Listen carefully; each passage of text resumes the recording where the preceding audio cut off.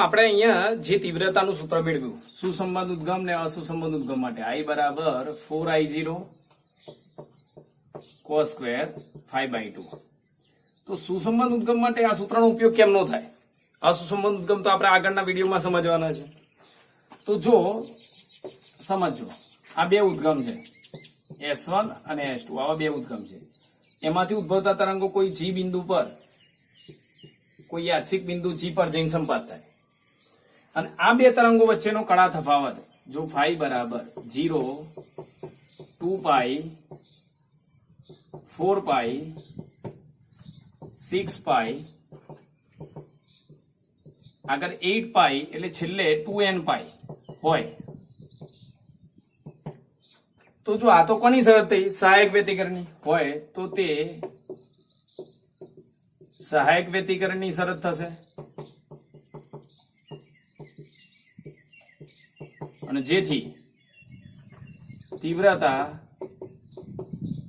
મહત્તમ એટલે 4I0, તીવ્રતા મહત્તમ એટલે I બરાબર 4I0 થશે. એટલે આ બિંદુ આગળ તીવ્રતા મહત્તમ થઈ જાય. એટલે કહેવાનો મતલબ શું છે? જો બે સુસંબંધ ઉદ્ગમ હોય એટલે એમની કળા સમાન હોય, પાછા એ તરંગો અહીંયા સંપાત થાય ત્યારે કળા આમાંથી કોઈ પણ એક હોય, તો અહીંયા સહાયક વ્યતિકરણ રચાય, તીવ્રતા મહત્તમ થાય. તમારે ચેક કરવું હોય તો કરી શકો. જો એક કામ કરો, I બરાબર 4I0 cos સ્ક્વેર, આમાંથી કોઈ પણ એક કિંમત ધારી લઈએ આપણે. ચલો 2π ધારી લઈએ. તો અહીંયા phi ની જગ્યાએ 2π લખી દો, phi ની જગ્યાએ 2π upon 2, 2 કેન્સલ, તો 4I0. હવે cos phi ની કિંમત કેટલી? -1, અને એનો વર્ગ -1 નો વર્ગ એટલે +1 થઈ જાય, એટલે 4I0. જો તીવ્રતા આવી ગઈ, તમે ગમે તે લેશો તીવ્રતા મહત્તમ જ આવશે. તે જ રીતે ચલો, જો phi બરાબર, ધ્યાન આપજો, π, 3π એકી સંખ્યામાં કળા હોય, 5π બરોબર, 7π એટલે છેલ્લે 2n+1π હોય. તો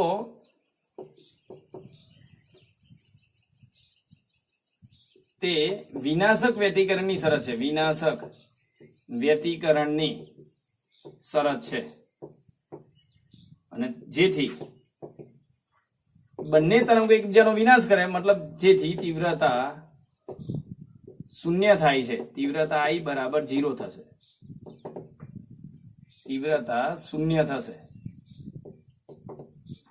તમારે ચેક કરવું જ કરો. જો આ phi ની જગ્યાએ તમે કોઈ પણ કરા લઈ લો. સમજો કે બે તરંગો અહીંયા સંપાત થાય, બંને વચ્ચે કળા તફાવત એકી સંખ્યામાં હોય, 3π, 5π, 7π, મતલબ છેલ્લે આવું સૂત્ર લખાય, કોમન સૂત્ર લખવું હોય તો તમે 3π અહીંયા લખી દો, તીવ્રતા શૂન્ય આવશે. જો અહીંયા I બરાબર 4I0 cos 3π upon 2 અને એનો વર્ગ, cos 3π/2 ની કિંમત, તો cos π/2 ની કિંમત 0, 3π/2 ની 0, એટલે અહીંયા ભાગ આખો ભાગ 0 થઈ જાય, તીવ્રતા શૂન્ય થઈ ગઈ.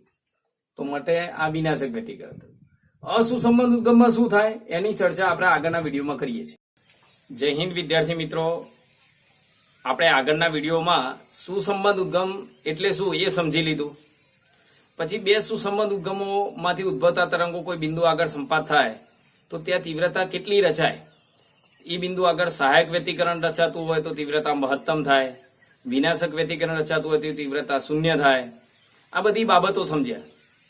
હવે અસુસંબંધ ઉદ્ગમો હોય, અસુસંબંધ ઉદ્ગમ કોને કહેવાય?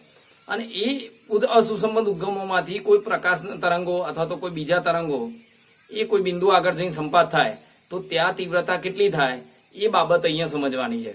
તો જો આપણે પહેલા કોઈ પણ બે ઉદ્ગમો હોય,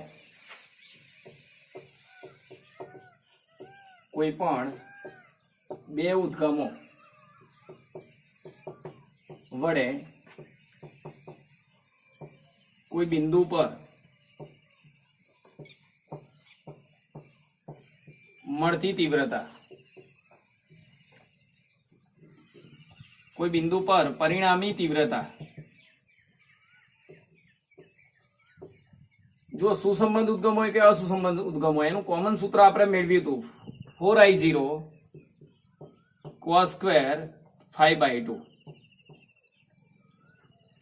આ સૂત્રનો ઉપયોગ બંને ઉદ્ગમો માટે કરી શકાય. હવે ફરીથી એકવાર સુસંબંધો ઉદ્ગમ વિશે સમજી લઈએ તો અસુસંબંધ ઉદ્ગમ વિશે વધારે સારી રીતે સમજી શકીશું.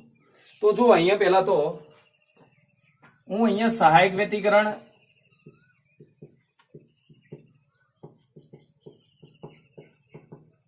અને વિનાશક વ્યતિકરણની ફરીથી એકવાર ચર્ચા કરી લઈશું.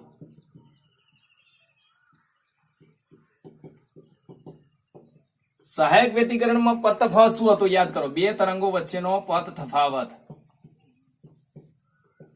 n લેમડા, અને કળા તફાવત લખવું હોય તો આના પરથી લખી શકાય કળા તફાવત. તો લેમડાની જગ્યાએ 2π લખી દો એટલે 2n પાઈ. અને જ્યાં n બરાબર ક્યાંથી શરૂ થાય? n બરાબર 0, 1, 2, 3 વગેરેથી શરૂઆત થાય. એ રીતે વિનાશક વ્યતિકરણની અંદર પથ તફાવત તો અહીંયા લખાય 2n + 1 લેમડા બાય 2, અથવા તો આને બીજી આ રીતે પણ લખતા હતા આપણે n + 1/2 લેમડા. તમને જે રીતે યોગ્ય લાગે યાદ રહે એ પ્રમાણે તમારે આને યાદ રાખવું. ચલો પછી કળા તફાવત.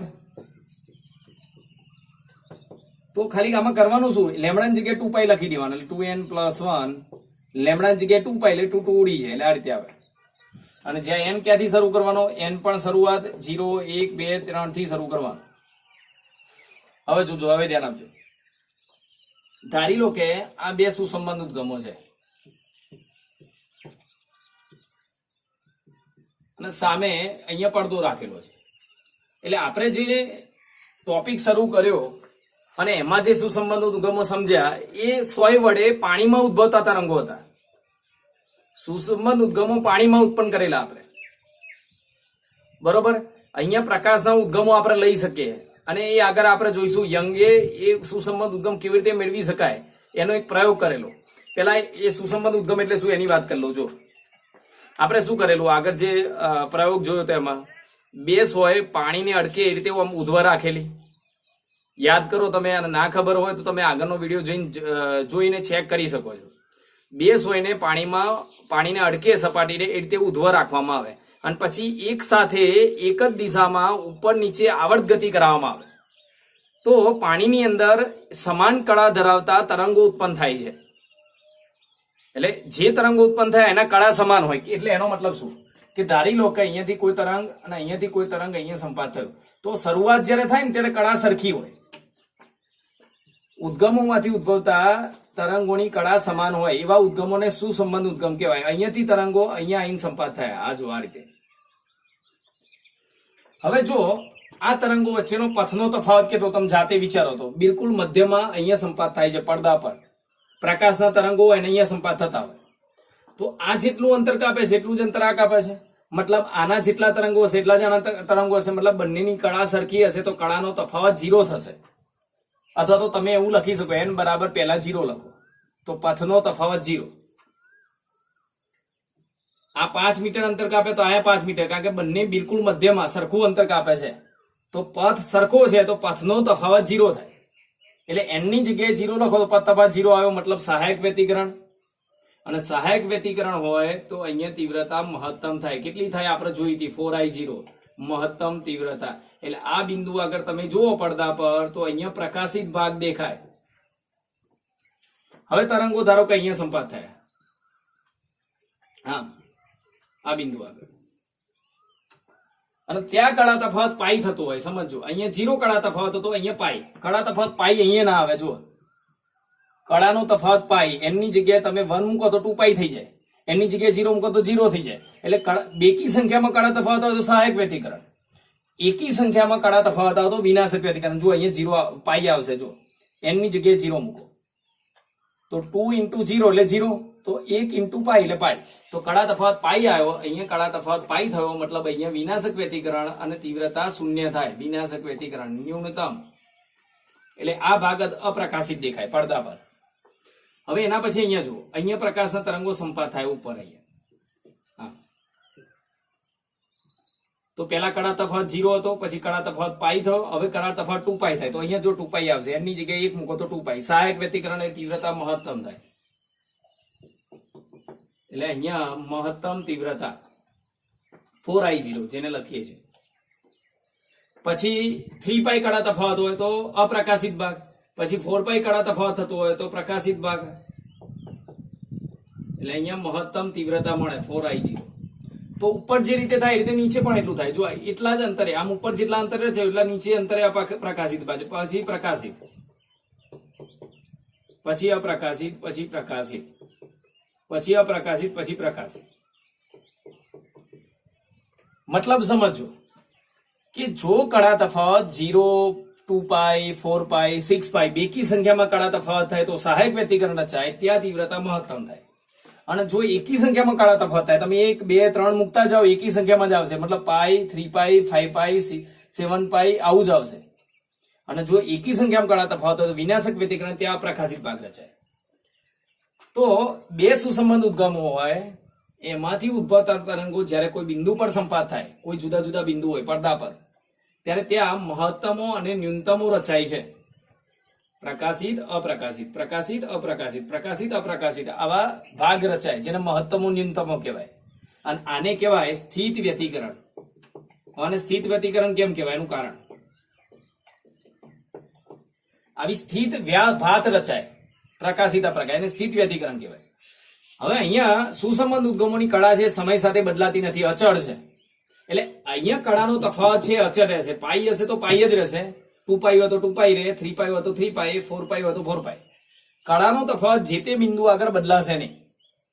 હવે જો કળા જે તે બિંદુ આગળ ના બદલાય તો ત્યાં તીવ્રતા પણ નહીં બદલાય. મતલબ આ બિંદુ આગળ તીવ્રતા મહત્તમ છે તો એ પછી તમે 5 કલાક પછી જુઓ, 7 કલાક પછી જુઓ કે 1 કલાક પછી, 25 કલાક પછી જુઓ, ગમે ત્યારે તીવ્રતા અહીંયા જોશો તો આ મહત્તમ જ મળશે. બે સુસંબંધ ઉદ્ગમોની મધ્ય બિંદુ આગળ તીવ્રતા મહત્તમ જ હશે, પછી અહીંયા ન્યૂનતમ તો ન્યૂનતમ જ હશે. આ તીવ્રતા સમય સાથે બદલાતી નથી. એટલે સ્થિત વ્યતિકરણ ભાત કેમ કહેવાય છે કે જે ભાત વ્યતિકરણ રચાયું એ સમય સાથે બદલાતું નથી, માટે એને સ્થિત વ્યતિકરણ કહેવાય. અને મહત્તમો અને ન્યૂનતમોની તીવ્રતા પણ સમય સાથે બદલાતી નથી.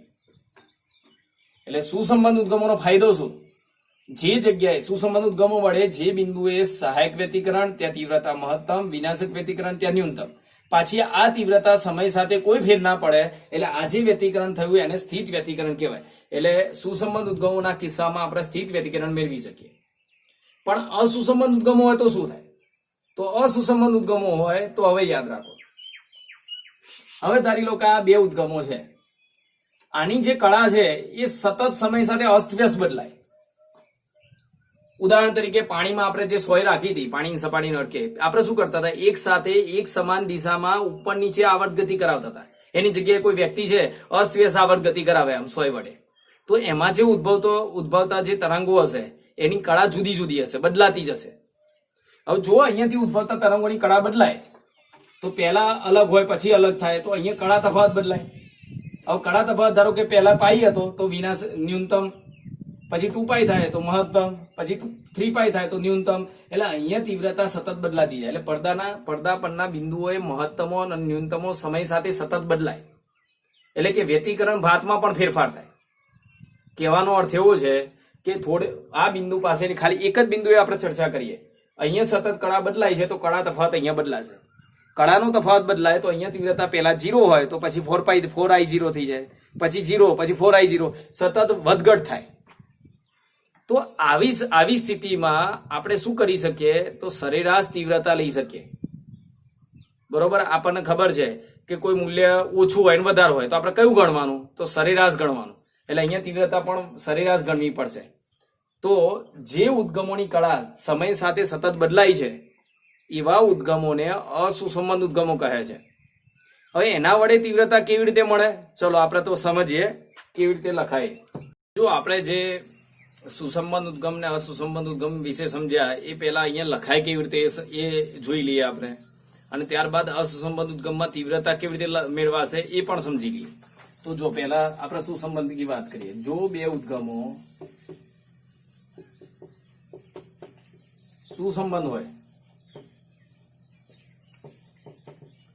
તો કોઈ બિંદુ પાસે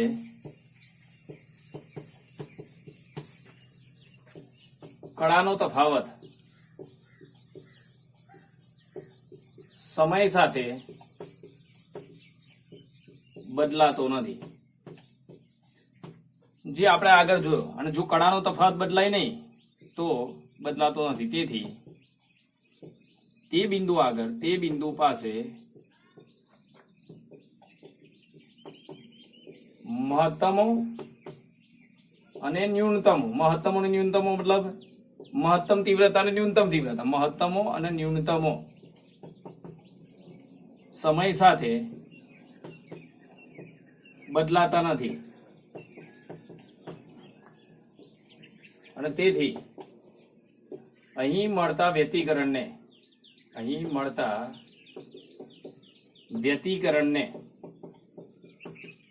સ્થિત વ્યતિકરણ કહે છે. સ્થિત વ્યતિકરણ કહે છે. તો મતલબ સ્થિત વ્યતિકરણ કોને કહેવાય? તો જે વ્યતિકરણમાં કોઈ બિંદુ પાસે કળાનો તફાવત સમય સાથે બદલાતો ના હોય, મહત્તમો અને ન્યૂનતમો સમય સાથે બદલાતા ના હોય, મતલબ જે તે બિંદુ આગળ તીવ્રતા અચળ રહેતી હોય, એવા વ્યતિકરણને સ્થિત વ્યતિકરણ કહેવાય.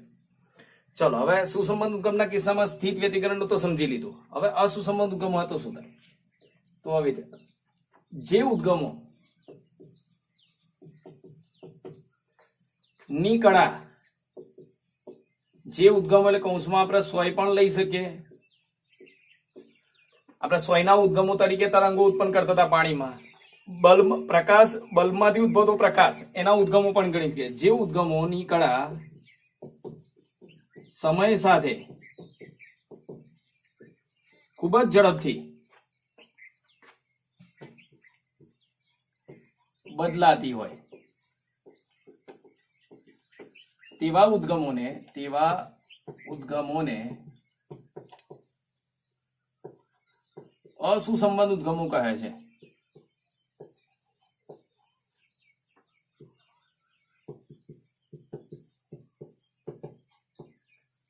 હવે જો આવા ઉદ્ગમોની કળા સમય સાથે ખૂબ જ ઝડપથી બદલાય છે, અને તેથી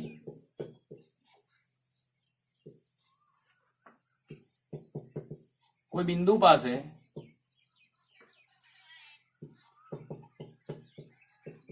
કળાનો તફાવત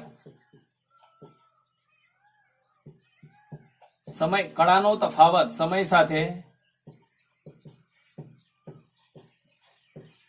ઝડપથી બદલાય છે, અને જેથી તે બિંદુ આગળ મહત્તમો અને ન્યૂનતમો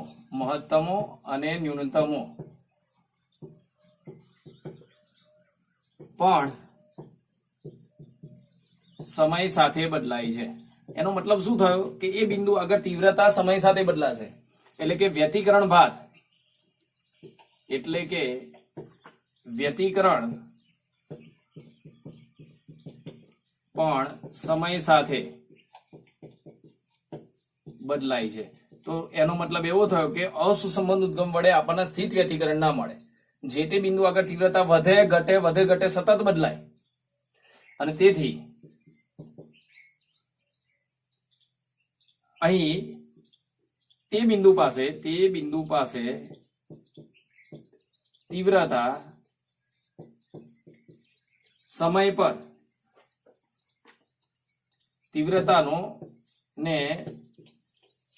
પર સરેરાશ ધ્યાન પર લેવી પડે. એટલે સમય સાથે બદલાતી હોય એવી તીવ્રતા તમારે ધ્યાન પર લેવી પડે. તો જો હવે પરિણામી તીવ્રતા શું લખાય? તો અસુસંબંધ ઉદ્ગમના કિસ્સામાં અસુસંબંધ ઉદ્ગમોના કિસ્સામાં પરિણામી તીવ્રતા, તો અહીંયા કઈ તીવ્રતા લખાય? કારણ કે અહીંયા તો જો સમય સાથે તીવ્રતા બદલાય છે, તો મેં વાત કરી એ પ્રમાણે સરેરાશ તીવ્રતા લખવી પડે. તો આપણે જે તીવ્રતાનું સૂત્ર હતું એનું સરેરાશ લેવું પડે. બ્રેકેટનો મતલબ શું? સરેરાશ. 4I0 જો આ અચર મૂલ્ય છે એનું સરેરાશ ના હોય, તમે પેલા આખું લખી દઈએ, આપણે પછી બદલીશું. જો બ્રેકેટ મતલબ આખા પદનું સરેરાશ, એમાં 4I0 છે અચર પદ છે, એટલે એનું તો સરેરાશ હોય નહીં. ખાલી સરેરાશ કયું હોય? તો જે વિધેય સમય પર બદલાતું હોય. કયું બદલાવાનું છે? આ બદલાશે, કોસ પદ.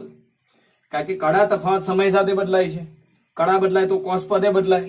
એટલે આનું તમારે સરેરાશ લેવું પડે. હવે યાદ રાખો, કોસ વિધેયનું સમય પર સરેરાશ અહીં φt એ સમય પર આધારિત હોવાથી, φt નો મતલબ શું? કળાનો તફાવત. આપણે કળા તફાવત ફાઈ ધારેલો, જો ઉદ્ગમો ખબર ના હોય તો આ સમય સાથે બદલાતો હોવાથી, એટલે જો φt એ સમય પર આધારિત હોવાથી cos2 φ/2 નું સમય પર સરેરાશ, જો આ રીતે બ્રેકેટ કરું છું એટલે સમય પર નું સમય પર સરેરાશ. હવે યાદ રાખજો 1/2 થશે. cos2 વિધેયનું સમય પર સરેરાશ એ 1/2 થાય. હવે આ કેવી રીતે આવ્યું એ આપણે આગળ એક ચેપ્ટરમાં ભણીશું, ચેપ્ટર નંબર 7 માં. ચેપ્ટર નંબર 7 ની અંદર એસી કરંટ, એની અંદર સમય પર cos sin સ્ક્વેર એનું સરેરાશ કેવી રીતે લેવાય એ બાબત આપણે સમજવાની. સરેરાશ મતલબ સંકલન લેવાનું છે. તો અત્યારે તમે યાદ રાખી લો કે cos2 નું સરેરાશ એક સમય પર એટલે આવર્તકાળ પર સરેરાશ 1/2 થાય. એટલે હવે અહીંયા તમે સરેરાશ 1/2 લખી શકો. જો સમય પર સરેરાશ બ્રેકેટમાં સમય પર સરેરાશ 1/2, તો આ 4i0 એમના એમ જ અચર પદ છે એટલે એનું સરેરાશ તો હોય નહીં, અને આનું સરેરાશ 1/2, તો શું આવ્યું? 2i0. તો એનો મતલબ શું થયો સમજો કે બે અસુસંબંધ ઉદ્ગમો છે. અહીંયા દોર દો, આ બે અસુસંબંધ ઉદ્ગમો છે. સુસંબંધ નહીં, અસુસંબંધ ઉદ્ગમ. તો એ ઉદ્ગમોની કળા અહીંયાથી ઉદ્ભવે ત્યારે અહીંયા કળા સમય સાથે બદલાતી હોય, તો કળાનો તફાવત અહીંયા જે તે બિંદુ આગળ બદલાય. કળા તફાવત બદલાય તો અહીંયા તીવ્રતા સતત બદલાતી જાય, વધે ઘટે એ રીતે બદલાતી જાય. તો આપણે સરેરાશ તીવ્રતા લઈએ તો દરેક વખતે આ બિંદુએ તીવ્રતા કેટલી મળે? તો આની તીવ્રતા I0 હોય ને આની તીવ્રતા I0 હોય તો અહીંયા તીવ્રતા 2I0 થાય. મતલબ કોઈ પણ બિંદુ આગળ તીવ્રતા જે તરંગો હોય એની તીવ્રતાના સરવાળા જેટલી હોય. અહીંયા બે તરંગો છે તો બે ની સરવાળો થયો, ત્રણ તરંગો તો ત્રણ ના સરવાળા જેટલી થાય. હવે એવા પડદા પર તમે ગમે એટલા બિંદુ લઈ લો, સમજો. અહીંયા આ બાબત તમારે સારી રીતે સમજવી હોય તો તમારે એક ઓરડાની અંદર બે બલ્બ હોય, બે અથવા ત્રણ બલ્બ હોય, બલ્બની જગ્યાએ ટ્યુબલાઇટ હોય, તો બલ્બ ટ્યુબલાઇટ એ અસુસંબંધ ઉદ્ગમ છે. એ કેમ નહીં ખબર પડે? તમે જો, સામે એક દિવાલ પર બલ્બ છે, બે કે ત્રણ બલ્બ છે, અને બીજી દિવાલ પર કશું એમને બલ્બ નથી. હવે એ બલ્બમાંથી પ્રકાશ દિવાલ પર પડે તો તમને આખી દિવાલ પર એક સરખો પ્રકાશ દેખાય છે. તમને વ્યતિકરણ ભાત નથી દેખાતી કે પ્રકાશિત ભાગ પછી અપ્રકાશિત પછી પ્રકાશિત, એવું નથી દેખાતું. મતલબ સ્થિત વ્યતિકરણ દેખાતું નથી. આપણે જે રૂમની અંદર બે બલ્બ મૂક્યા હોય એના વડે પ્રકાશ કોઈ દિવાલ પર સંપાત થતો હોય તો એ દિવાલ પર દરેક બિંદુએ પ્રકાશ એક સરખો દેખાય છે. મતલબ એ દરેક બિંદુએ તીવ્રતા એક સરખી દેખાય છે. તો કેટલી તીવ્રતા દેખાય? તો જો બે બલ્બ હોય તો શું થાય? આ દિવાલ છે, સમજો, આ દિવાલ, અને સામે બે અસુસંબંધ ઉદ્ગમો છે. તો ગમે તે બિંદુએ પ્રકાશ સંપાત થશે અહીંયા ગમે તે, તો આની તીવ્રતા અને આની તીવ્રતાના સરવાળા જેટલી તીવ્રતા હશે દરેક બિંદુએ. દિવાલ પરના ગમે તે બિંદુ લઈ લો, અસંખ્ય બિંદુ, મતલબ દિવાલ એક સરખી પ્રકાશિત દેખાય છે. તો એવું કેમ દેખાય છે? કારણ કે આ બલ્બ અથવા ટ્યુબલાઇટ એ અસુસંબંધ ઉદ્ગમ છે. એમાં એની કળા, બલ્બમાંથી ઉદ્ભવતા તરંગોની કળા સમય સાથે સતત બદલાય છે. એટલે જે તે બિંદુ આગળ કળાનો તફાવત સતત બદલાતો હોવાથી એ બિંદુ આગળ તીવ્રતા વધે ને ઘટે છે. હવે તમને એવો પ્રશ્ન થાય કે દિવાલ પરના બિંદુએ તીવ્રતા વધઘટ થતી હોય તો દેખાય નહીં કે પેલા વધે પછી ઘટે? પણ આ તીવ્રતા સમય સાથે એટલી બધી ઝડપી બદલાય છે કે આપણને એક સરખો પ્રકાશિત દેખાય છે, વધારો ઘટાડો દેખાતો નથી. કારણ કે સેકન્ડના પણ બહુ ઓછા સમયમાં આ વધારો ઘટાડો થતો હોય, જેથી આપણે એને જોઈ શકતા નથી. આપણને પ્રકાશ બધો ભાગ એક સરખો પ્રકાશિત દેખાય છે. એટલે બલ્બના કિસ્સામાં જે ઉદ્ગમો છે એ અસુસંબંધ ઉદ્ગમો છે. તો પછી સુસંબંધ ઉદ્ગમ વડે આપણે આ જે વ્યતિકરણ ભાત મેળવી, એવી વ્યતિકરણ ભાત કેવી રીતે મેળવી શકાય? તો એના માટે આગળનો પ્રશ્ન છે યંગનો પ્રયોગ. યંગ નામના વૈજ્ઞાનિકે યોગ્ય પ્રકારની ગોઠવણી કરીને બે સુસંબંધ ઉદ્ગમો બનાવ્યા, અને એ બે સુસંબંધ ઉદ્ગમો વડે આપણે પડદા પર અથવા દિવાલ પર પ્રકાશિત અપ્રકાશિત પ્રકાશિત અપ્રકાશિત હમણાં જે મેં બતાવ્યું તો એવી વ્યતિકરણ, સ્થિત વ્યતિકરણ ભાત મેળવી શકીએ. તો તમને આ ટોપિક બહુ સારી રીતે ખબર પડી ગઈ હશે. તો છેલ્લો પોઈન્ટ શું લખાશે જો આપણે જોઈ લઈએ. હવે આમ અસુસંબંધ ઉદ્ગમની વ્યાખ્યા આપણે શું લખી શકીએ? તો જો જ્યારે દોલન કરતા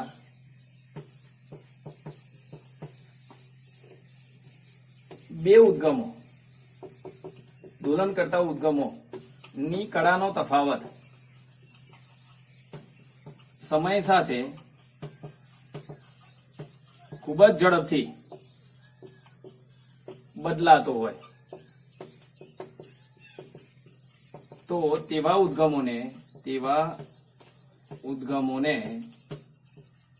અસુસંબંધ ઉદ્ગમો કહે છે. અહીં પાછળ લખી દેવાનો અસુસંબંધ ઉદ્ગમ કહે છે. અને અસુસંબંધ ઉદ્ગમોના કિસ્સામાં પરિણામી તીવ્રતા, અસુસંબંધ ઉદ્ગમોના કિસ્સામાં તીવ્રતા એકબીજામાં ઉમેરાઈને પરિણામી તીવ્રતા મળે છે. એટલે જો બે ઉદ્ગમ હોય, હમણાં મેં સમજાવ્યું એ પ્રમાણે, બે ઉદ્ગમ હોય તો કોઈ બિંદુ આગળ બે તરંગો સંપાત થાય ત્યાં પરિણામી તીવ્રતા કેટલી થાય? તો 2I0. બે હોય તો ડબલ, 3 હોય તો 3I0, 4 હોય તો 4I0. ફક્ત તીવ્રતા ઉમેરાય. તમે અહીંયા જોઈ શકો બે ઉદ્ગમ માટે 2I0 આવે છે. અને છેલ્લે ઉદાહરણ તરીકે બે પ્રકાશ ઉદ્ગમ હોય, બે પ્રકાશ ઉદ્ગમ કૌંસમાં બલ્બ વડે દિવાલને પ્રકાશિત કરતા